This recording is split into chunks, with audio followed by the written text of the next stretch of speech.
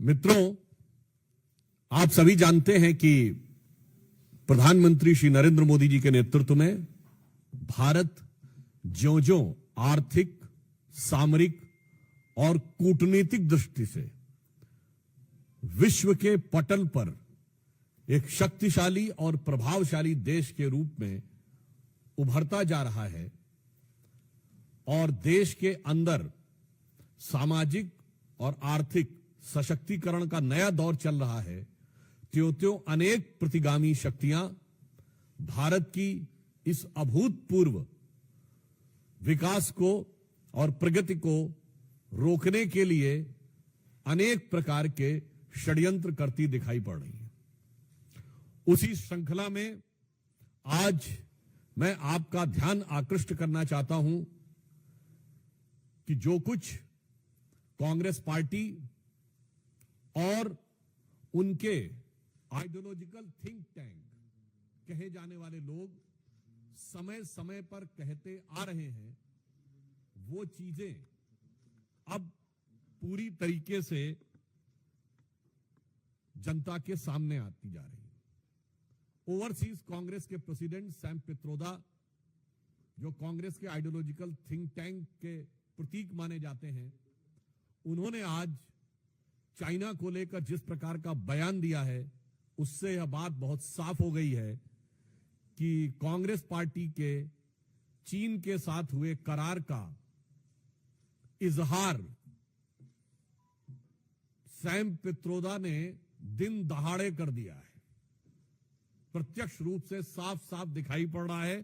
और on the lighter note मैं कहना चाहूंगा, हिंदी में कहावत होती है, गुरु गुड़ रह गए और चेला शक्कर हो गए, मगर यहां जो चेला है वो तो गुड़ रह गए और गुरु चीनी हो गए। परंतु गंभीर बात यह है कि जिस प्रकार की बात सैम पित्रोदा जी ने कही है, वो भारत की अस्मिता, भारत की कूटनीति और भारत की संप्रभुता पर बहुत गहरा आघात है। उन्होंने इस प्रकार की बात कही कि चीन के साथ तो किसी प्रकार का विवाद ही नहीं है, जैसे भारत ही अग्रसर की भूमिका में, यानी आक्रामक मुद्रा लिए हुए। और ये कोई उनका अलग बयान नहीं है। जो ओवरसीज कांग्रेस के चीफ हैं, यानी समुद्र पारी कांग्रेस के प्रमुख हैं, अब समुद्र पार से तो सोरस के सुर भी कांग्रेस के साथ मिलते हुए नजर आते हैं, परंतु यहां पर एक बहुत गंभीर बात है कि जो कुछ सैम पित्रोदा ने कहा है, यह कोई आइसोलेटेड इवेंट नहीं है, आइसोलेटेड स्टेटमेंट नहीं है। इसी भाव और इसी विचार के अनेक स्टेटमेंट राहुल गांधी पहले दे चुके हैं। याद करिए, राहुल गांधी जी ने विदेश में क्या कहा था कि चाइना ने बड़ा संघर्ष करते हुए ऊपर उठने का उदाहरण प्रस्तुत किया है उन चुनौतियों के बीच से। आपको याद हो, अभी कुछ दिन पहले के अपने विदेशी दौरे में क्या कहा कि चाइना ने अनएम्प्लॉयमेंट को बहुत अच्छे तरीके से टैकल किया है, जबकि फैक्ट ऑफ द मैटर है इस समय चाइना में एम्प्लॉयमेंट रेट 24% है।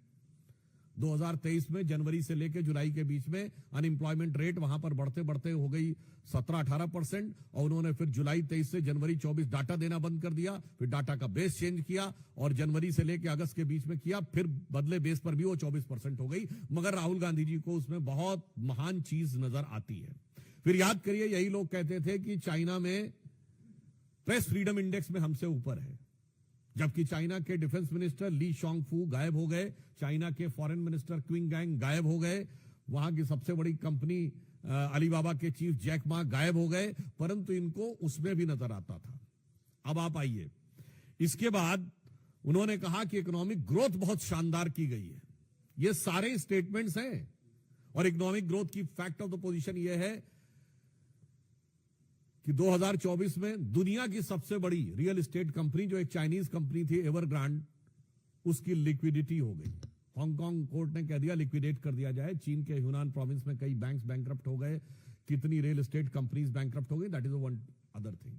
उस प्रक्रिया में जब हम यह देखते हैं कि यह बयान सैम पित्रोदा का आया है, पहली बात तो हम बहुत साफ करना चाहते हैं, भारत सरकार प्रधानमंत्री श्री नरेंद्र मोदी जी के नेतृत्व में विश्व के हर देश के साथ अच्छे और सौहार्दपूर्ण संबंध चाहती है, परंतु वो राष्ट्रीय स्वाभिमान, सुरक्षा और सुदृढ़ता को बनाए रखते हुए। अब इसके बाद उनका यह बयान कहना, तो मैं पूछना चाहता हूं, ये गलवान के शहीदों का अपमान है कि नहीं? मैं कांग्रेस पार्टी से सीधे पूछना चाहता हूं। गलवान में जो हुआ, हमारे 20 सैनिक बलिदान हो गए, और उसके बाद यदि आपका ओवरसीज का चीफ इस प्रकार की भाषा बोलता है तो यह निंदनीय है, भर्त्सना योग्य है, और यह भारत और भारतीय सेना, भारतीय सैनिकों के बलिदान का घनघोर अपमान है। इसलिए मैंने आपसे बात कही कि यह एक पूरा सीक्वेंस ऑफ इवेंट है जिसमें सैम पित्रोदा बोलते हुए नजर आ रहे हैं। वैसे ऑन द रेफरेंस मैं आपको पहले बता दूं, बोल चुका हूं तो एक बार रिमाइंड भी कर दूं। वैसे आपको पता है, भारत में एक दौर ऐसा भी था जब चीन को हमने सैनिकों को चावल प्रोवाइड किए थे। 21 जून 1952 को जवाहरलाल नेहरू की प्रेस कॉन्फ्रेंस में उनसे पूछा गया कि आपने क्या चीन की सेना को रसद प्रदान की है? तो उन्होंने कहा हां, हमने थोड़ी मात्रा में की है, पर वो हजारों टन चावल था।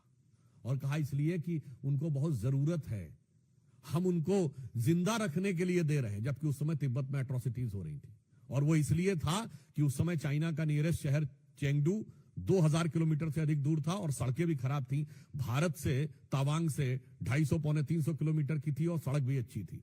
यानी उस दौर से आज तक चला आ रहा है। तो मैं साफ साफ कांग्रेस पार्टी से कहना चाहता हूं कि कांग्रेस पार्टी ने स्पष्ट रूप से यह दर्शा दिया है कि वो चीन के साथ हुए अपने करार के प्यार में, राजीव गांधी फाउंडेशन को चाइनीज एम्बेसी से मिले हुए लोन के दबाव में बोल रहे हैं, और लगातार इस प्रकार के बयान दे रहे हैं। इसके लिए उनको आकर सीधे सीधे सफाई देनी चाहिए।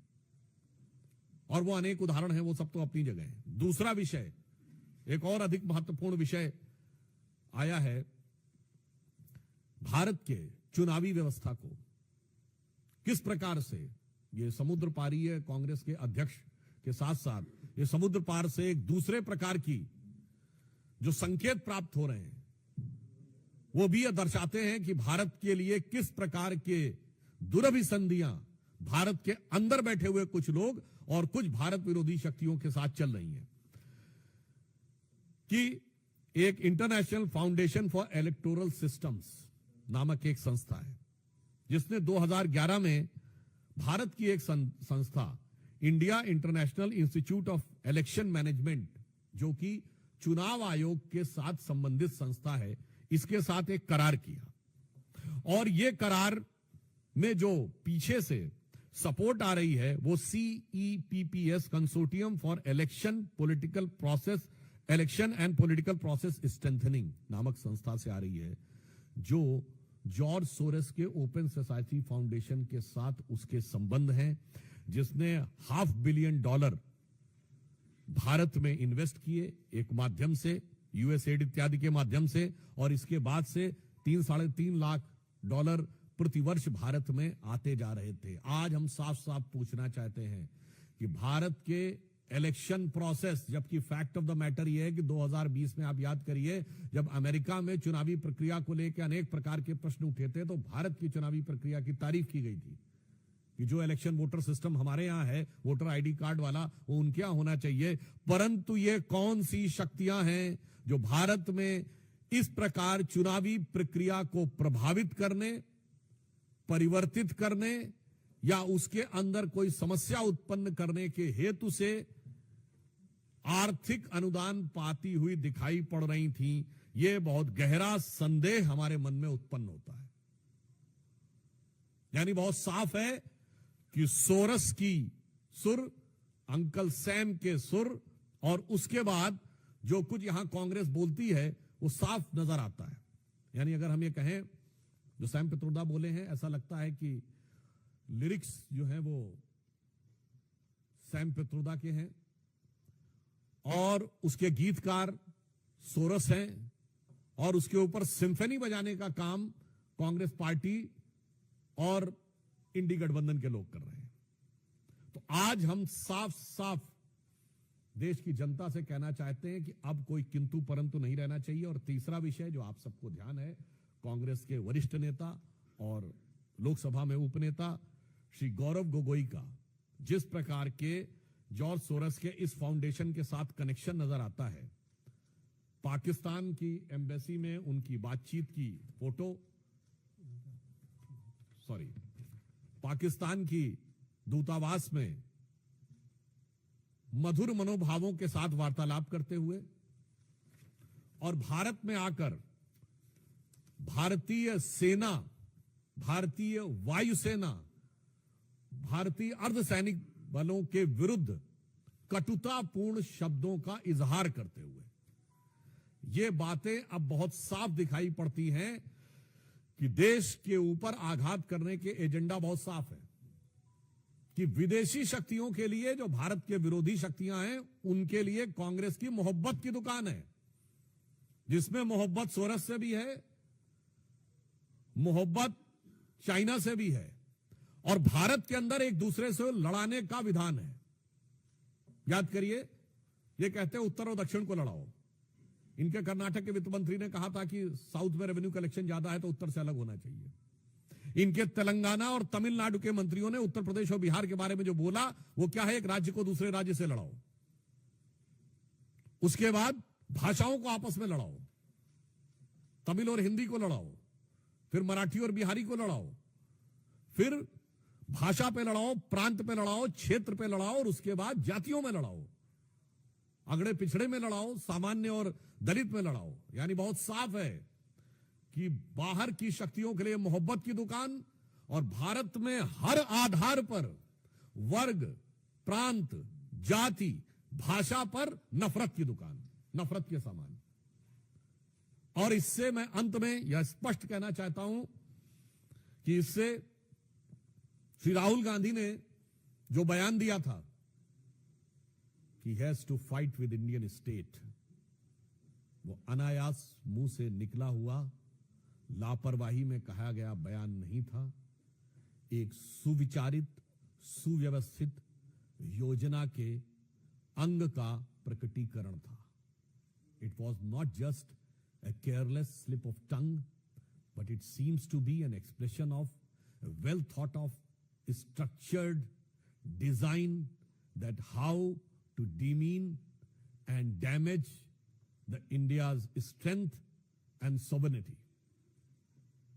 तो इसलिए अब हम बहुत स्पष्ट रूप से यह देश की जनता से कहना चाहते हैं कि यह सब कुछ जो दिखाई पड़ रहा है, चीन की तारीफ से लेकर, सोरेस फाउंडेशन से समर्थन से लेकर, भारत के अंदर सबको एक दूसरे से लड़ाने से लेकर और इंडियन स्टेट से लड़ाई करने की बात, मुझे लगता है अब किसी भी प्रकार का कोई बचाव का स्कोप कांग्रेस पार्टी के पास नहीं रह जाता है।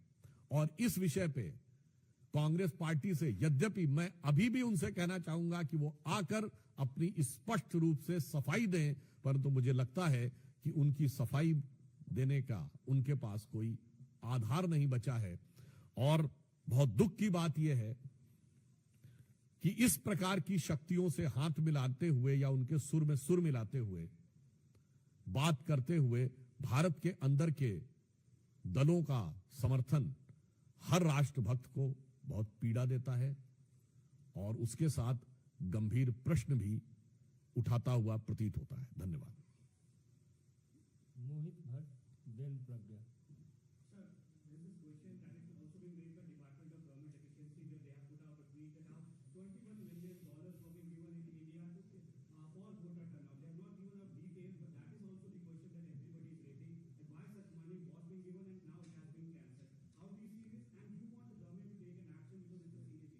There are certain indications which are coming, now becoming gradually clear and explicit, that how those things are going or were intended to interfere in the Indian elections.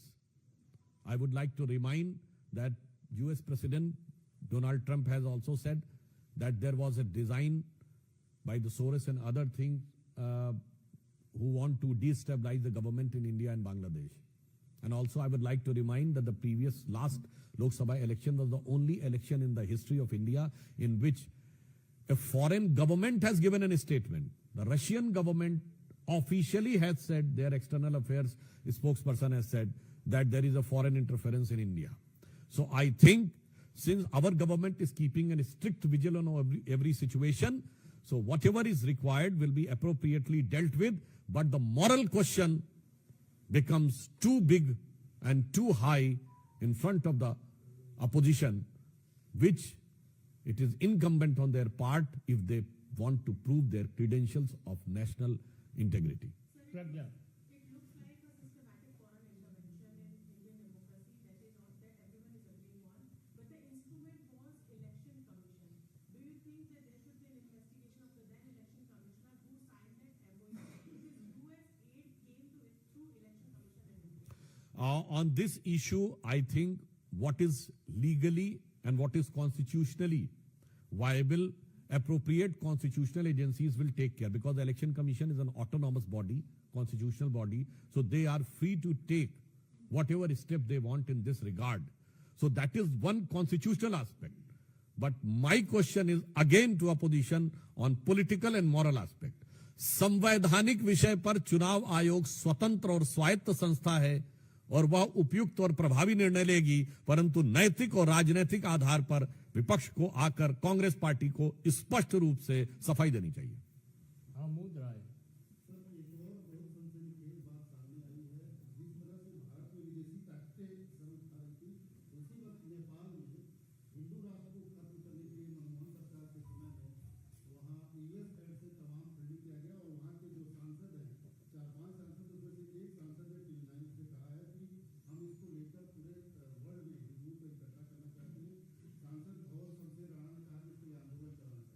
देखिए, इस प्रकार की कई घटनाएं हुई हैं और मैं एक और बात आपसे कहना चाहता हूं इस क्वेश्चन के आंसर के संदर्भ में।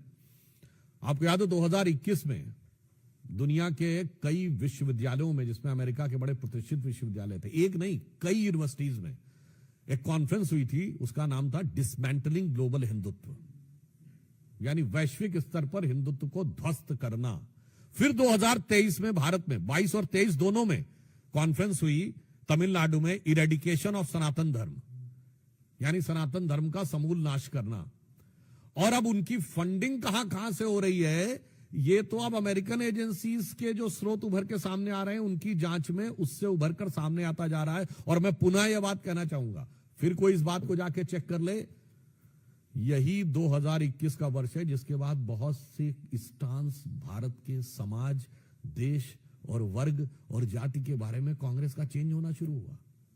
और मैं फिर आपसे कहता हूं, एक हेनरी लूसी फाउंडेशन है यूरोप की, जिसमें एक क्रिस्टोफर शर्लॉट करके इंडोलॉजिस्ट थे, सो कॉल्ड इंडोलॉजिस्ट, उन्होंने भी एक प्रोजेक्ट निकाला था, हाउ टू टैकल हिंदू मेजॉरिटेरिज्म। मैं दर्शकों से कहता हूं, जो करोड़ों लोग सुन रहे हो, इन सब चीजों को जाके चेक करिए, तब आपको समझ में आएगा कि मोदी जी किस परिस्थिति में देश को चला रहे हैं। और उसके बाद जो लोग इल्जाम देते हैं, तो उनके लिए एक लाइन कहना चाहूंगा मोदी जी की तरफ से कि हमें इल्जाम मत दीजिए, बहुत अफसोस होता है, हमें इल्जाम मत दीजिए, बहुत अफसोस होता है, बड़ी तरकीब से कश्ती यहां तक लेके आए हैं और बदल देते हैं हम दरिया की लहरें अपनी हिम्मत से, आंधियों में भी अक्सर चिराग हमने जलाए। तो आप सोचिए किन विपरीत परिस्थितियों में देश को लेकर आगे चलना पड़ा। अरुण दांता।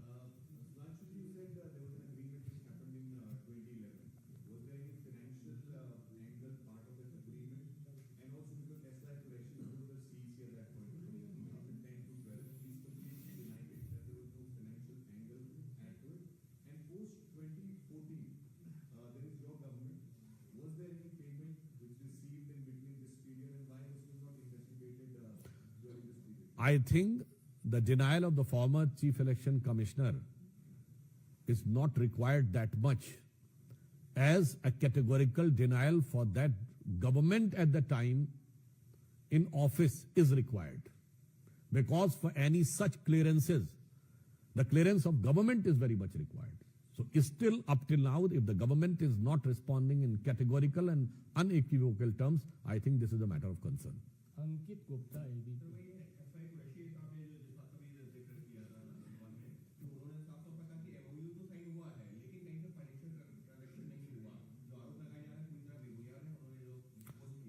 मैंने पुनः कहा कि पूर्व चुनाव आयुक्त के द्वारा इस विषय को कहने की अपेक्षा से अधिक हमारी अपेक्षा है तत्कालीन सरकार के प्रमुख लोग रहें, क्योंकि वो ये बताएं, कम से कम इसमें यह बात तो साफ हो गई कि एमओयू हुआ है, तो आधी बात पर तो किंतु परंतु समाप्त हो गया। अब वो किन परिस्थितियों में हुआ है, किसने उसको प्रेरित किया है, और किसके द्वारा वो संचालित था, मानवीय बात है, चुनाव आयुक्त को संभवतः इस विषय की जानकारी नहीं होगी, तो हम संचालनकर्ताओं से पूछ रहे हैं, क्योंकि यूपीए सरकार तो वैसी भी थी कि वहां तो प्रधानमंत्री भी ऐसे थे जो कोई संचालित होते थे कहीं, वो स्वतः कार्य नहीं करते थे। तो इसलिए मैं संचालनकर्ताओं से पूछ रहा हूं, और वो इस प्रकार के बयानों के ओट में बचने का प्रयास नहीं कर सकते, तिनके की ओट में पहाड़ छुपाने का प्रयास नहीं कर सकते। अंतिम प्रश्न है ठाकुर रविंद्र सिंह, जी न्यूज।